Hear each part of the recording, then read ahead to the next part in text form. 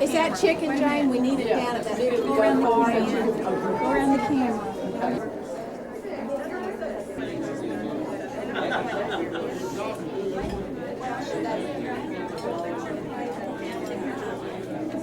This is, tell you what, just take the money out of it. I hope you're getting all this conversation for posterity. We've got the money. I've got. If you see Candy, tell her I've got her money. No, Candy's gone. Oh, that's right. She's gone. Okay. You go ahead. I've got that money. Oh, okay. I'm sitting right here. All right, just say, turn it down.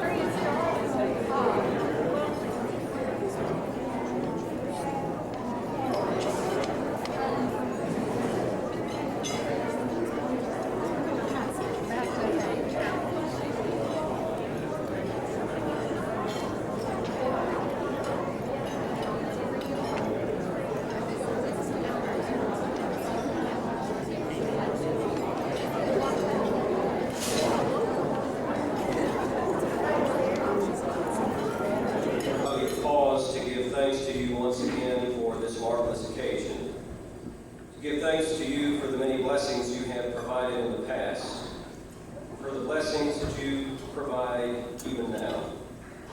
We give thanks to you for the food which has been prepared.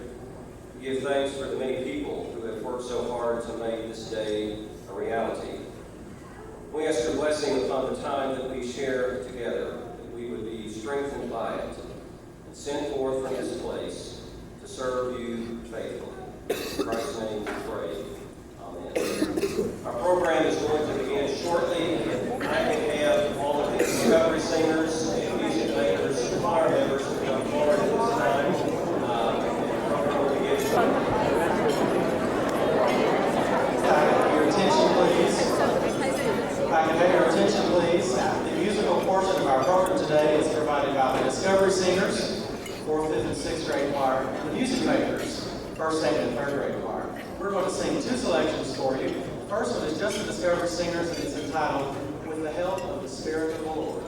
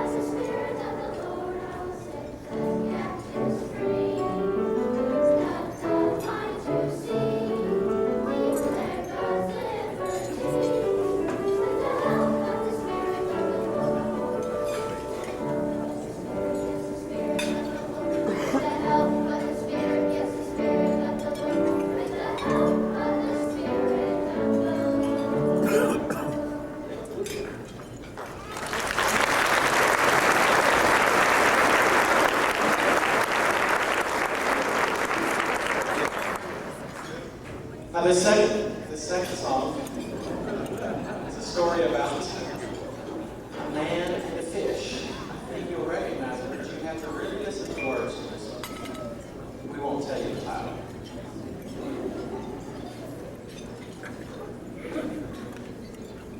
We'll give extra points to you, those of you who can recognize some of the accompaniment is taken from some television and movie people.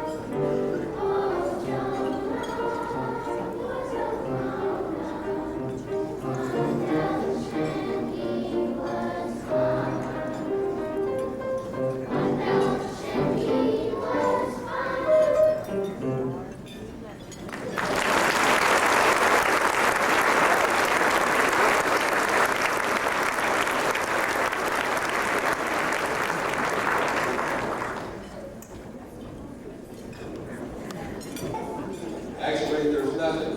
Leighton can't pronounce either one of them.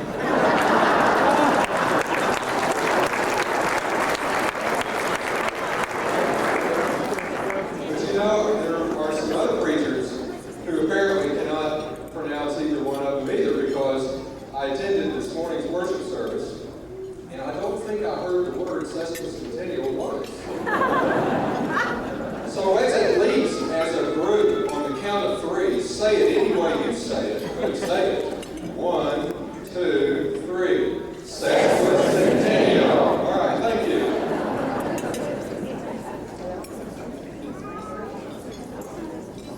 And however you say it, to those people who helped plan and who participated in this morning's worship service, we thank you for something that was so beautiful and so inspirational in our pilgrimages of faith. I'm sure that each one of us will look back on it as a mountaintop experience. Never envisioned anything like the pageantry that we had this morning, and I know John Calvin never did. But I hope they'll indulge us just this once, because it's not often that you have a 150th anniversary. But speaking of planning, two members of this congregation who we all know are two of our best planners and doers started working on this celebration, if you can imagine this, more than 1 year ago. They served as co-chairpersons of the Sesquicentennial Committee, and I'd like for you to thank them, Missy Roebuck and Janie Goins.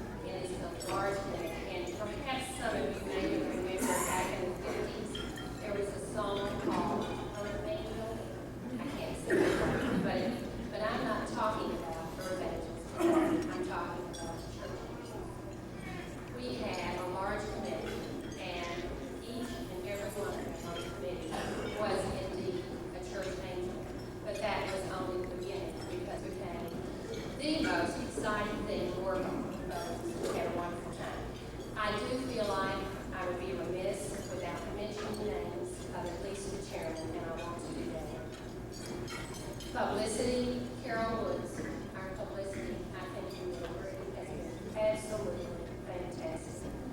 She, and I was so pleased, I told her today, I said, Carol, she wrote one of the large articles about the history, and they gave her credit. So glad they did that. Well, she wrote many, but that's Nancy Lee has been our luncheon chairman, and I think you all have tasted wonderful food from our Dixie cookbook, and it's been prepared by many hands. The decorations is Lynn Creedmore and Mary Young. Had you never seen the families down? It's just outstanding. Ann Smith and Mark Hall are in charge of our program today. And you will see that a little bit later, but Mark has also been responsible for getting our piper today. We thought that since we were of Scottish descent, it would be fun to have a piper. And he also was responsible for our happy birthday at First Presbyterian, which many of you, I'm sure, have picked up a little chance to help give a gift to the church. And the t-shirts. And if you haven't gotten one of those, they're still available too. The history was done, the supplement to our blue history book was done by Nancy Moore, Ed Bedford, and Lida May. And it's a wonderful read. We don't have one, we should have. They're still available for you. And Nancy has also been responsible for the Dixie cookbook for many, many years. And as you witnessed, the recipes from that are very good. The ministers are, I don't know if you all have opportunity to see our new gallery of ministers, pictures of all our ministers that we've had at this church. It's in, just right opposite the Carl. And they are wonderful. Gretchen Jacks and Kay Holmes did that, and it took lots of research. It took Presbyterian. It just took, they worked so hard, and we're very glad that something will happen to remember this day, particularly in Carl. Lida Van and Lucy Edson provided us with lovely coffee down in our newly regenerated fellowship hall, and it was just busy and so it was a wonderful chance to visit it all together. The historical items, Nancy Harburger and Betty Moulton, that was fun. Also,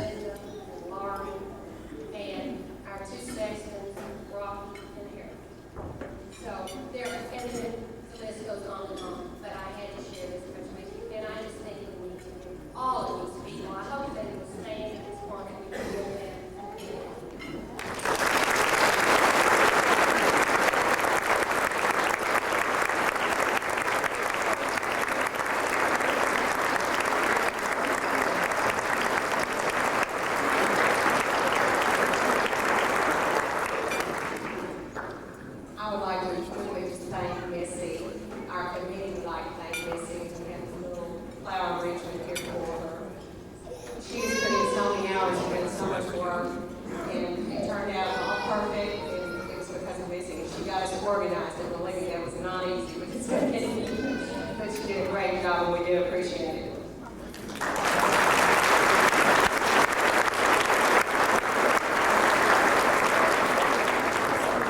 There are cameras on your table, and contrary to what some of you are thinking, Selby, they are not party favors.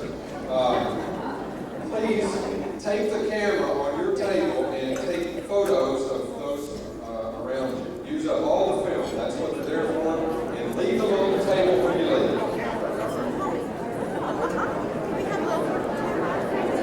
I didn't really mean now.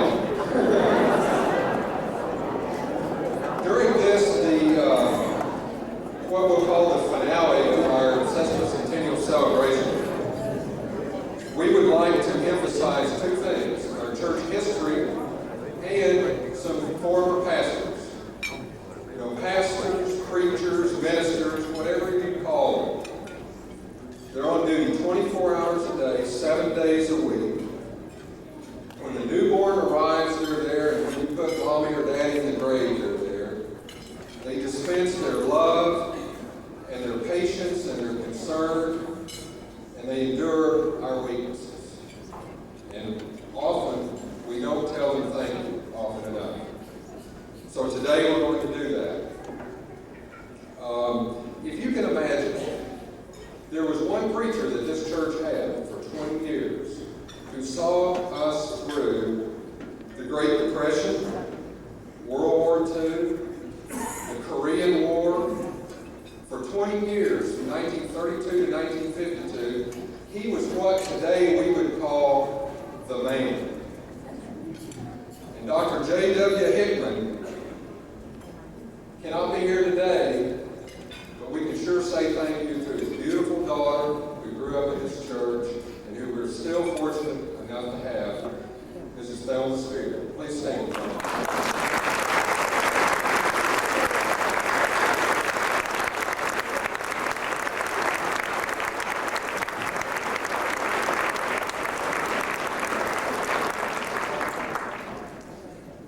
I joined this church 24 years after this next pastor had left, and yet every once in a while I heard his name and often wondered, well, wow, what could a guy have done 24 years ago that they're still talking about him when I'm here? He made such an indelible impression on the members of this congregation, and yet he was only here for fewer than 4 years. Well, I'm told one of the reasons is that he had charisma like John Kennedy, and he could speak better than every preacher and almost every evangelist. He comes all the way from Spartanburg, South Carolina today to be with us. Dr. James E. Fogarty and his wife, Vivian. Please stand.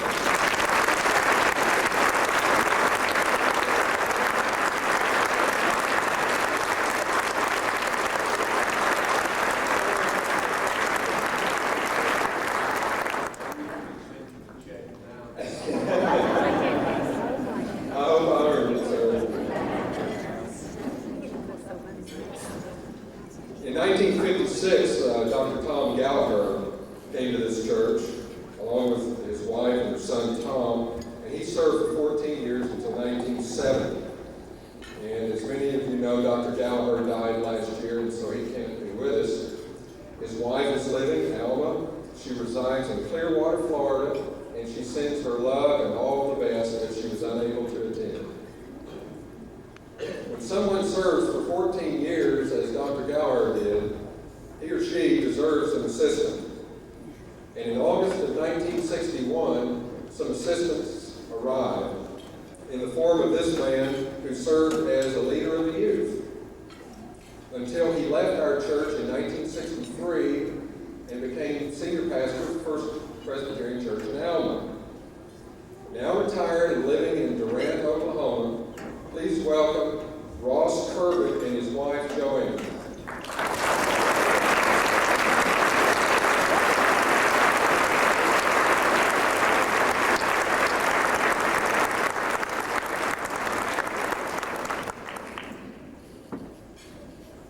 This next fella came to us on April 1 of 1971. But we all soon learned that he was no April Fool's joke. came all the way from North Carolina. A man who was highly recommended, I understand, by Dr. Fogarty. Hand-picked, you might say. And it's always said about this man that he started a youth club when he came to the church. The way I look at it, he brought his youth club with him. His children, all four of them, were ages 18, 13, 10, and 8. I think to have the youth club, he just called a meeting. You'll probably remember this, and many of y'all do too. His youth club and his lovely wife his family were too big for the church maintenance, which was on 25th Street at that time, yeah. And so we had to find a 4-bedroom home for the new preacher, his wife, and his youth club. And speaking of his wife, maybe we'll ask later for a show of hands, but she taught literally hundreds of preschoolers at Hobson Preschool. A man who recruited me to this church and then broke my heart months later by announcing he had been called back to the niceties of North Carolina. Please welcome home J. Shepard Russell Jr. and his wife, Jean.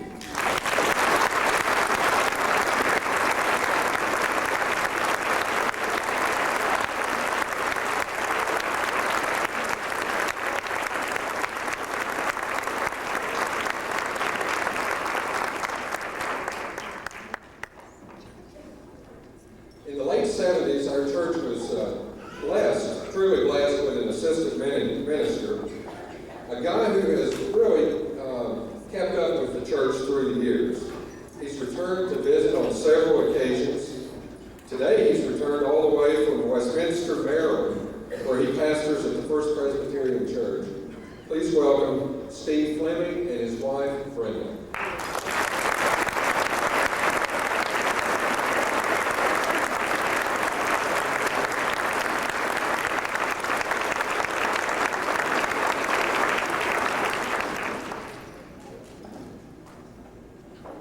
In 1982, does it seem that long ago? 1982, an athletic face jock of a man came to town, brought a beautiful and talented wife with him. He was a preacher's kid who knew all too well the sacrifices that it took in the service of his Lord. I'm sure that this man and wife knew that there was civilization west of the Mississippi River because they had just been living in St. Louis. But I'm also pretty sure that maybe during the first week they were here, they snuck across the Garrison Avenue Bridge just to peer over there and see if it was indeed the jumping off spot of the world. A man whose name today is totally connected with every outreach program, not only of this church, but of many other churches. A man whose name's not just connected, but who has been a doer in these outreach mission-type programs. Please say thank you to Dr. J. Leighton Mose III and his beautiful Southern belle of a wife, Karen.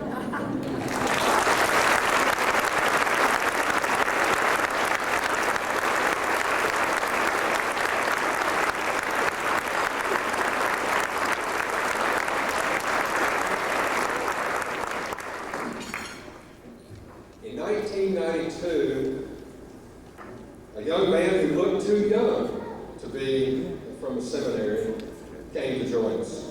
And he served as an associate or an assistant.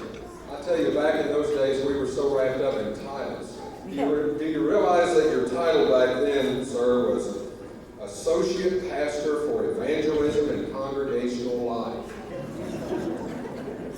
A single guy who had too much time on his hands because he kept us so busy. A man who never missed a movie or a meal. All the way down from Calhoun, Georgia. Please welcome Jack Foley and his bride, Tammy.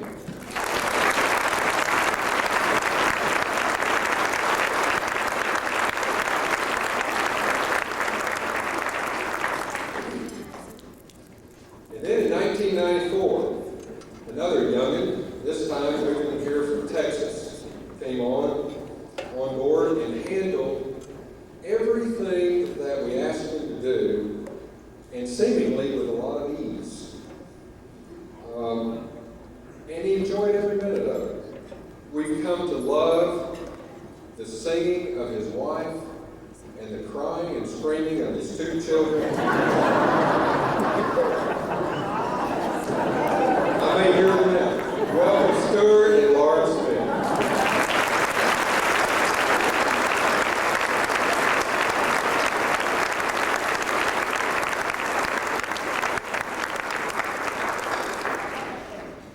We have also been fortunate enough through the years to have DCEs, which I learned soon after becoming Presbyterian Director of Christian Education. And we had one youthful DCE, she's still youthful, who always had a smile on her face. I don't care if she was teaching the preschoolers at Hobson or entertaining the XYZers, she was a happy person. And Jeannie Ford, we're happy to have you back.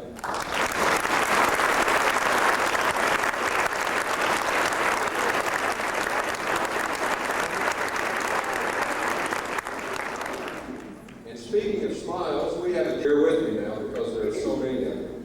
We do want to recognize the out-of-towners, so to speak, our guests. And what I would ask you to do, we'll try this, is to hold your applause until they've all been announced, and then we'll welcome them as a group, if that's okay. And I hope that when I call your name, that you will please stand so we can see you. Marion Embry Bartlett from Russellville. Did she make it? I know this one did. Cornelia, they call her Neely, Fleeman DeWoody. Mrs. Fleeman, or Mrs. DeWoody, I'm sorry.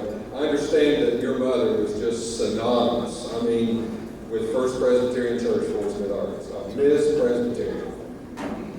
Joe Irwin, we're happy to have you in our group today. I understand you're moving back from Fort Worth, and they put him to work in the kitchen yesterday, I understand. He must be. I'm told that your mother has many, many recipes in the cookbooks that the church has put out through the years. Somewhere between here and there, I think. But I'm told that a great form of entertainment on Sunday morning was to immediately look around the congregation to see what hat your mother was wearing. If you all inherited those hats and kept them, you must have a big room for them someplace. Okay. Bud and Charlene Shue, we are so pleased that you all came all the way from Houston, Texas to be with us. It's really nice of you. And at your table, Roger and Betty Whitelick from Kansas City, Missouri. Familiar faces. We have some folks from Tulsa. Al and Libby, her maiden name is Holmes, Holsey. Would you all please stand, please? And thank you for coming. More Tulsians are Bill and Wahila Diggs. There they are. Thank you. Thank you. Sally Jean, not your first time back, but we're certainly happy to have you again. I saw her a moment ago. Good. There you are. Thank you. Catherine Howard's son, John, and wife, Alice. John and Alice Howard are here. They live here in Fort Smith at their business. Thank you. Jim and Sylvia Stackable. Stackable. You see, they're well known. Miami, Oklahoma. You think that one was hard to call? Wait till this next one. Dick Rockwood's daughters are no strangers, and I'm so pleased that they're here to be with us today. Nancy Wilson and Libby Casavere. They're here, thank you. Jim and Carolyn McCrary from Lono, Arkansas. Thanks for coming. Yeah. Yeah. They'll be able to do that. Ann Sandahl, you grew up in this church. Ann Sandahl Macalusa now. 4 celebrating Brothers Day. Glad you're here. Frankly, you did it again. I think you brought the most guests. If I don't get this right, I will hear about it.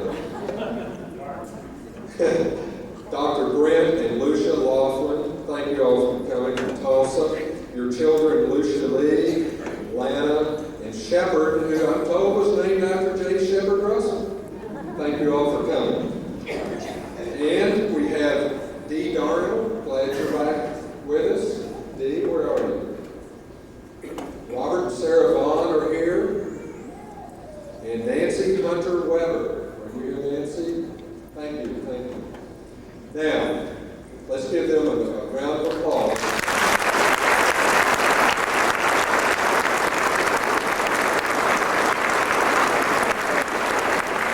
And I have others. I haven't forgotten you just yet. All the way from Downers Grove, Illinois, Melinda Allison. Would you please stand, Melinda? Thank you. Your father, Ed Allison, and his wife, I'm sorry, Mrs. Ed Allison. She's not in the room now. I want you to know they took the new son's name is Andrew. They are cousins of Lewis and David Phillips. They are here all the way from Jersey City. So thank you all, especially for coming. Barbara Flynn is here. Thank you. Robert and Sarah Vaughn, I mentioned. Jim Phillips from Denver. Glad to have you, and your brother Bob and wife Robin. Thanks for coming back. Those guys grew up in this church. They weren't strangers here. Okay. Joe and Adair Atkinson from Hot Springs Village. That's Jeff's parents. Thank you for coming. Now, this is the part where we're interactive. I couldn't get everybody on the list. I want you to take the initiative at this time. If you are aware of a guest that I have not announced, I want you to stand at your seat and tell us who they are, please. I won't be embarrassed. I know I couldn't get everybody. Say it, please. Barbara, we're pleased to have finishing at Hope Springs from Batesville, Arkansas. Finishing is retired professor of Lyon College, former moderator of our Presbyterian. Well, good. Thank you all for coming.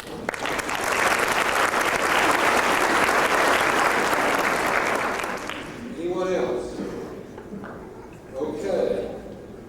We have heard a lot of congratulations in the form of letters and phone calls from people like Tom Cutting and Ruth Lincoln, who helped me with her age. Ruth turns, I think, 99 in November. Wow. Oh, just turned 99. Great. Joanne Maybon, a Presbyterian minister, contacted us. Rick and Sylvia Wilson. Let me just read one, if you'll indulge this for just a moment. When I was fresh out of seminary, my enthusiasm unbridled and with a clear, definable hairline, Shep Russell told me something that has proven to be true. Rick, he said, your first pastoral call is probably the most important one in your life.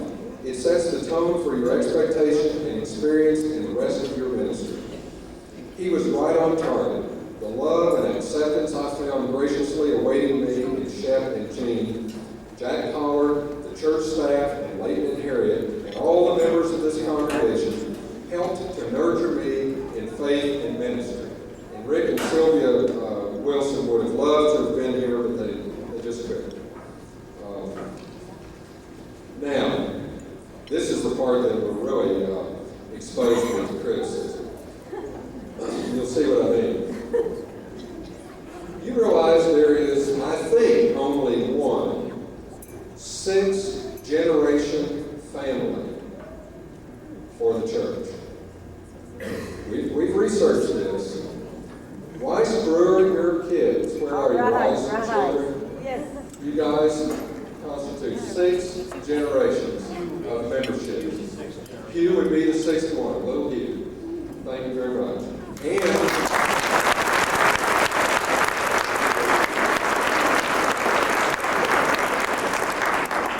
the Collier Winters family has 5 generations of members, as I'm told the Everett Moulton family does. And that's wonderful.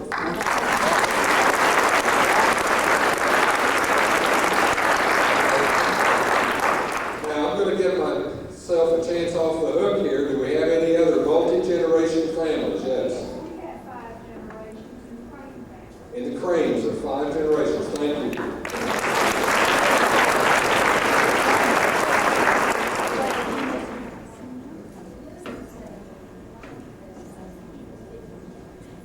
All right, Lewis Phillips. grandson, Ryan, would be the 5th generation. Great. Now, we do have a member of the church who is, a nice way of saying it, the oldest living member. No, I'm sorry, that's not the nice way of saying it. Selby, you taught me to be direct, and that's just the most direct. Yes. It would have been perhaps more fitting, Mrs. Moulton, Wolferman, to have said that you have been a member of our church for the longest period of time. We're so happy to have Elizabeth Moulton Wolferman, who has been a member for many, many, many years. And the paper articles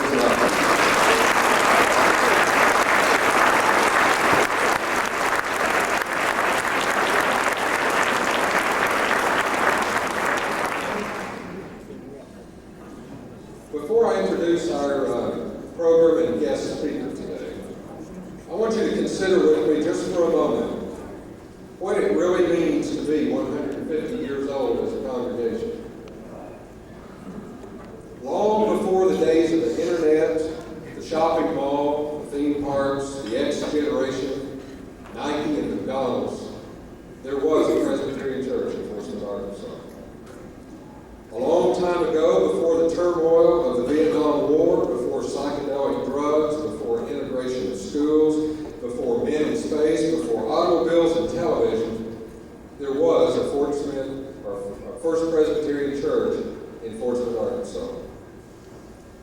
Many years ago, before the gentlemen planters of the South dared to secede from the Union, and before the Yanks whipped the rebels at the battles of Pea Ridge and Prairie Grove, there was a First Presbyterian church in Forsyth, Arkansas.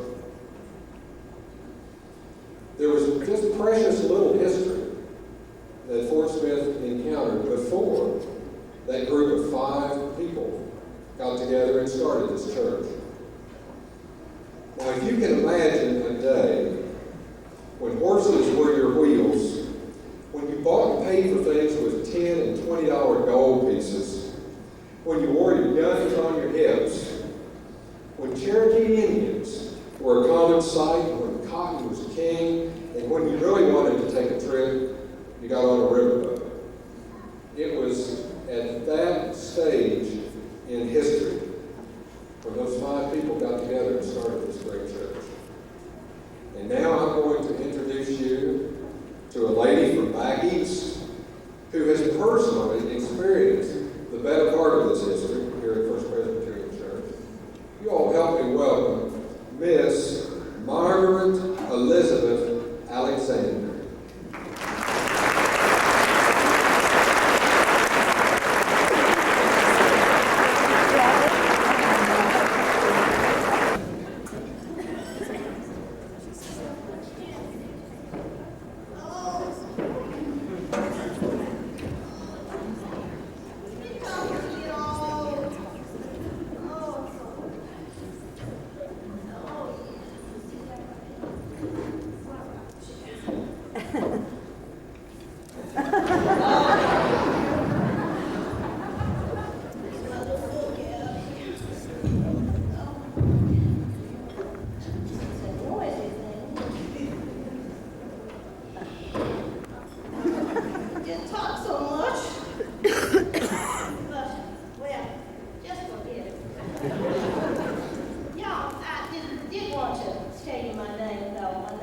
Margaret Elizabeth Alexander, and I'm from Mecklenburg County, that's in North Carolina.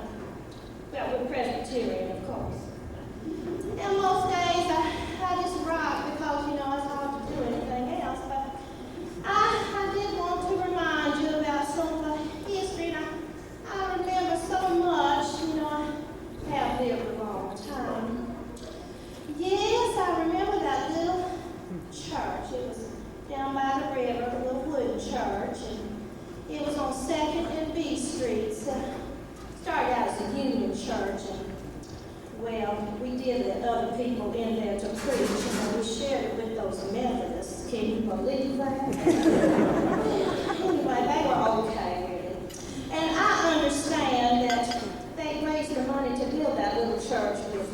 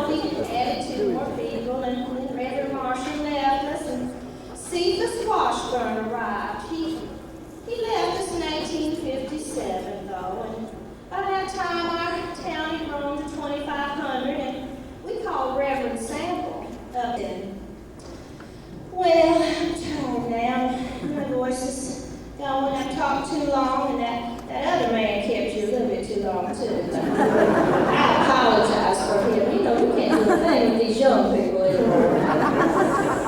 Well, I just need to stand up and stretch a bit, though. Oh, wait a minute. I'm getting it in here. Wait a minute.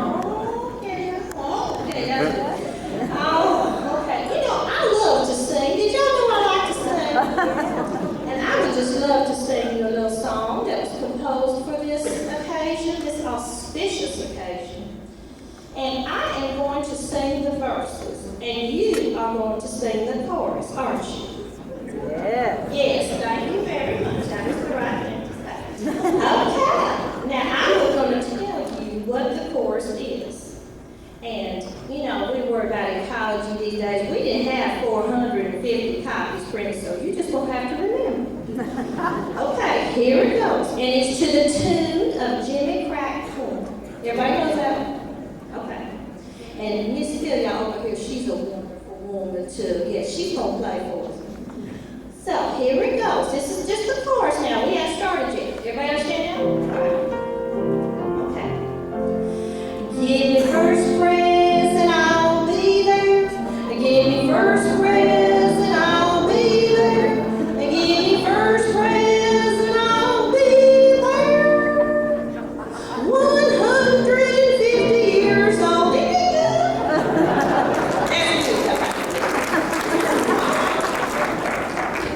Okay. So I'm going to sing the verses, and then I'm going to nod, and y'all are going to sing that chorus. And if you don't, you're in trouble. All right. You know, you have to have respect for your elders. All right, let's go. Miss Philly. Fort Smith, it was a border town. We were the only church around. The church was down on 2nd Street. It was the only place to meet. Give me first praise and I'll be there. Give me first praise and I'll be there. Give me first praise and I'll be there. 150 years old. So good. Okay.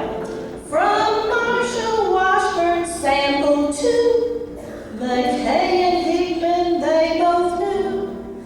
Fogarty, Gallagher, and Shep would be a major part of our history.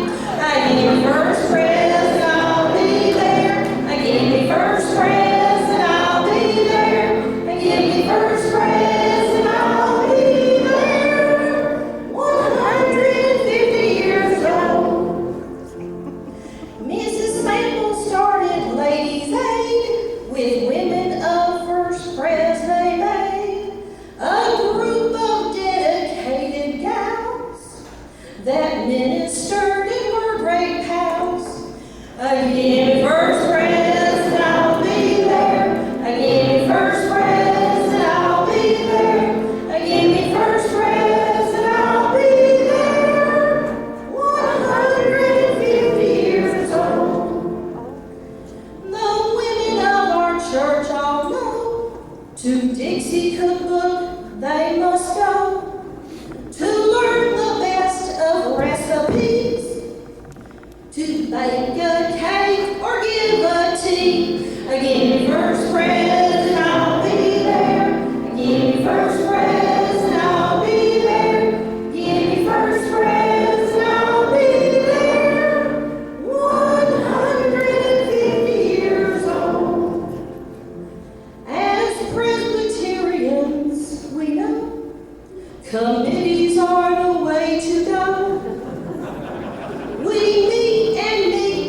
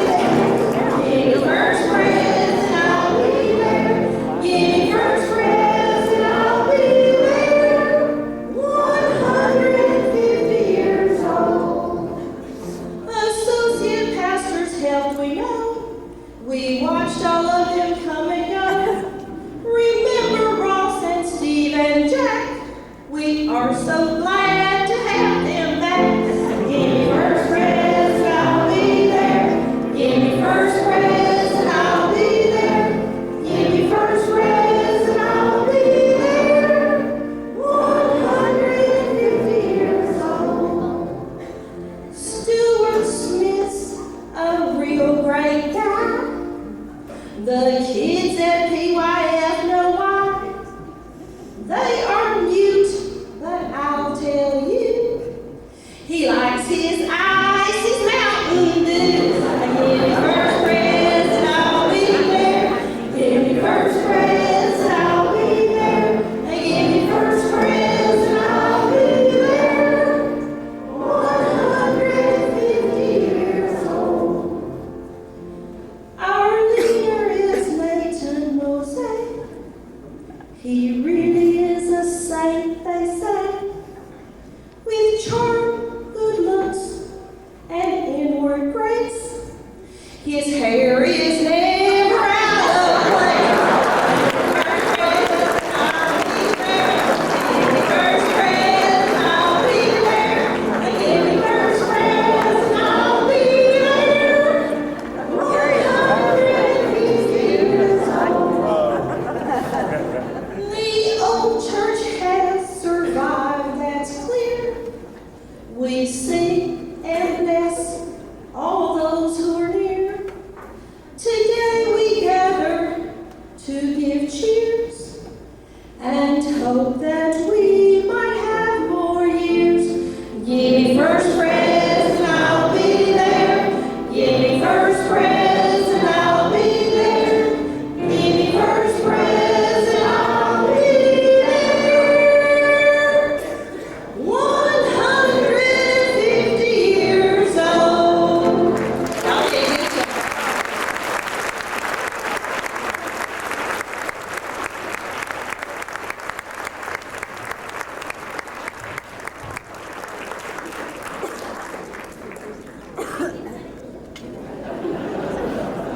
Thank you, Ms. Margaret. You know what might be fun for just a moment, and we really are near the end.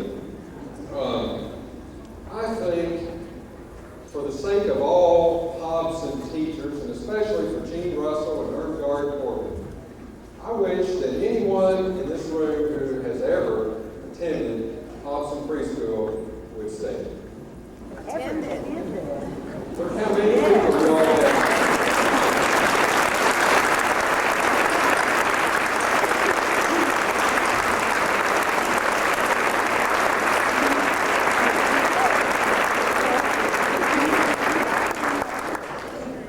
Now we're going to sing one more song. This was requested by several people. We're going to sing Happy Birthday to the church, and we'll say First Presbyterian Church. Okay?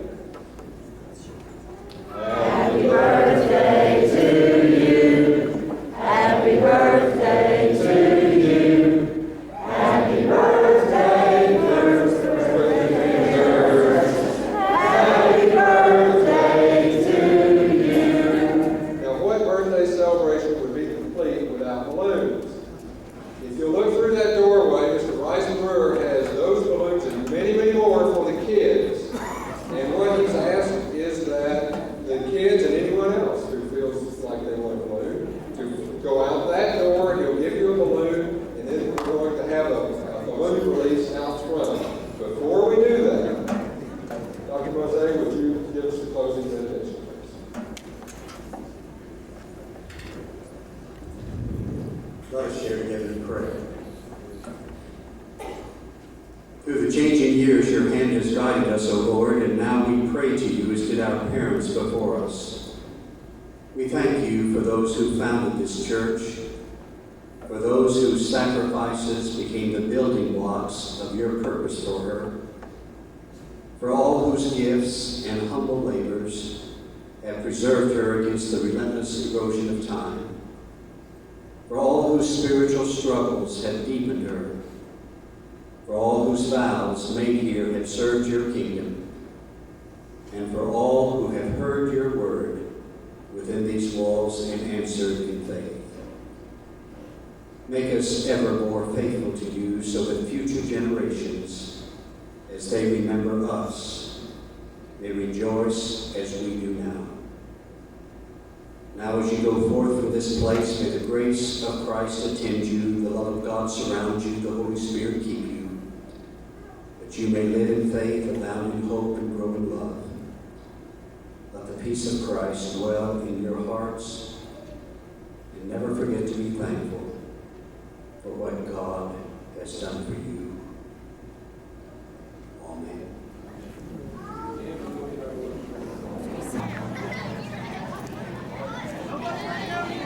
Jump the gun.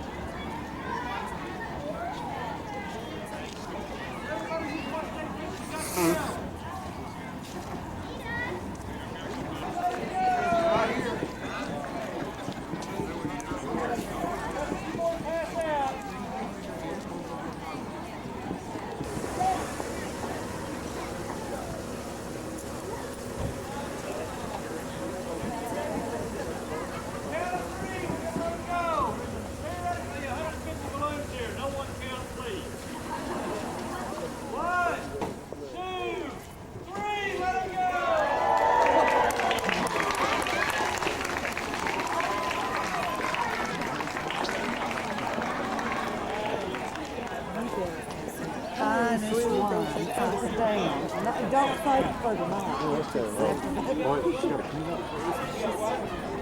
Wonderful.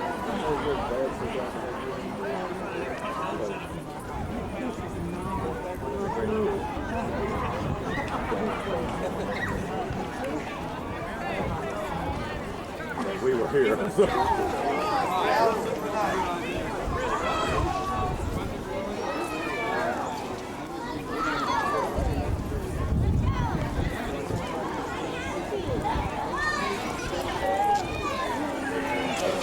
Get